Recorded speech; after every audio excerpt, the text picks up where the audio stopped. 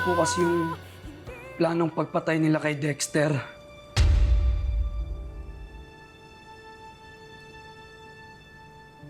Go ahead. Continue. Ituloy mo ang salaysay mo tungkol sa plano ng nasasakdal isang araw bago nangyari ang krimen. Sige po. Nung gabi po, bago ng krimen, kainuman ko po si Emong at si Ate Ses. Paalala ko lang ha, konting hinay-hinay sa pulutan ha. O ikaw muna, mauna. Walang uwian, baka mamaya uwian mo na naman kami. Maaga pa ako bukas eh. Handaan lang ha.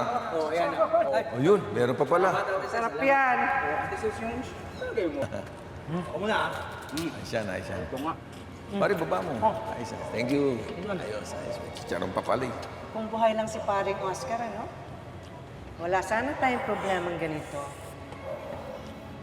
Oh, sana yung Dexter na lang ang namatay, no? Hindi yung ama niya. Hoy, huwag naman ganun. Pasensya na, Omar, ha? Palibhasa kasi wala ka sa posisyon namin. Hindi mo nararamdaman yung sakit na nararamdaman namin. Hindi ko man basta pinulot na lang yung perang pinambayad ko sa kanila dito eh. Pinaghirapan ko yun. Pinagtrabahuhan ko yun. Halos magkandakuba na ako para lang mabayaran ko tong bahay at lupa na ito. Oo nga. Pasensya na, Ate Ses, ha? Pareho. Ano ate? Tuluyan na natin. Anong tuluyan ka dyan? Ano bang naiisip mong gawin, ha? Buyuin natin na pumunta dito. Oh, tapos gawa tayong away. Di ba? Ay, naku, Emong. Kung ano-ano pinag-iisip mo, ha? Sige, ituloy mo yan. Bakit hindi? Di ba?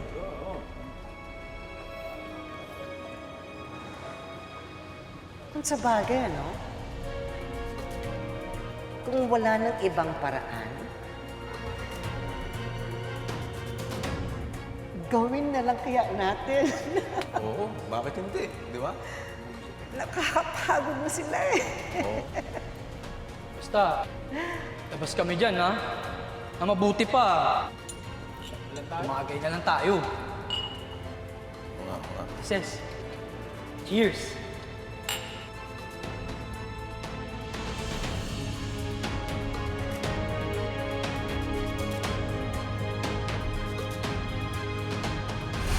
Usapang lasing lang naman ho yun eh.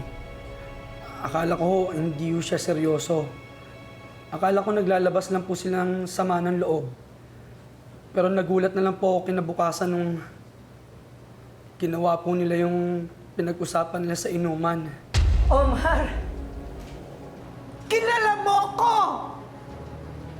Alam mo na hindi ko intensyon na ganun ang mangyari! Order! Order!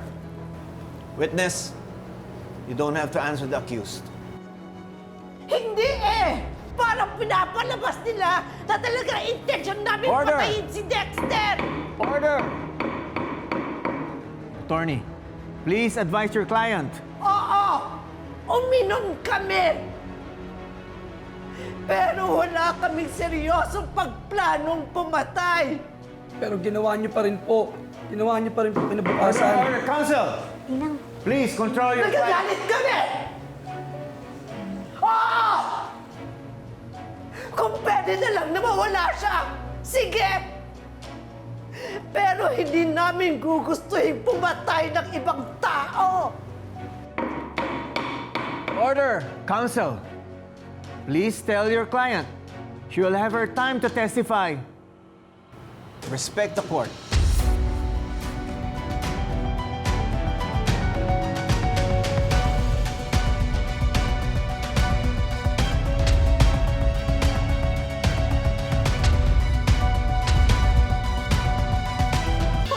Hindi ako mamamatay tao!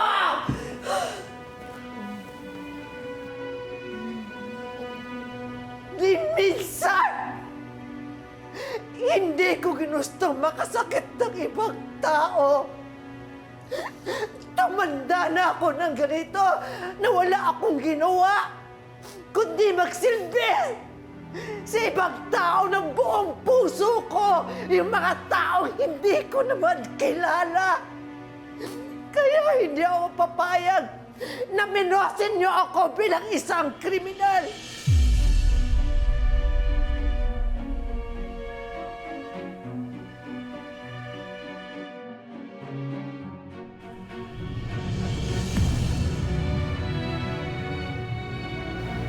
Hindi ko planong maging mamamatay tao.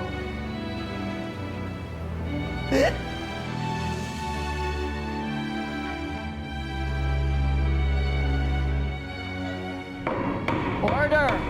Order in the court! Counsel, this is my last warning. Defendant, please do not interrupt the proceedings of this court.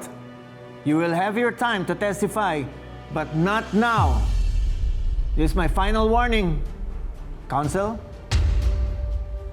Your Honor, just to reiterate that the statement of my witness supports the argument of the prosecution that the accused intended to kill the victim.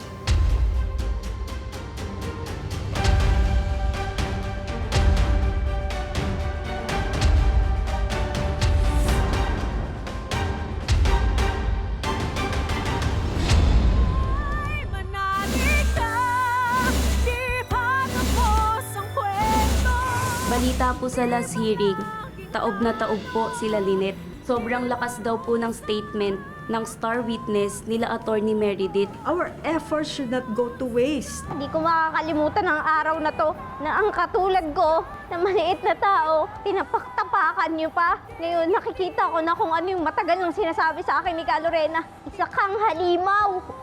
Tanggapin na lang natin para hindi masyadong masakit. Kung suko ka na, susuko na rin po ako. Ilalaban ko lang po itong kaso hanggang dulo. Tapos kapag natalo tayo, siguro nga, baka nga hindi ako dapat maging abogado. Ay nagmamahal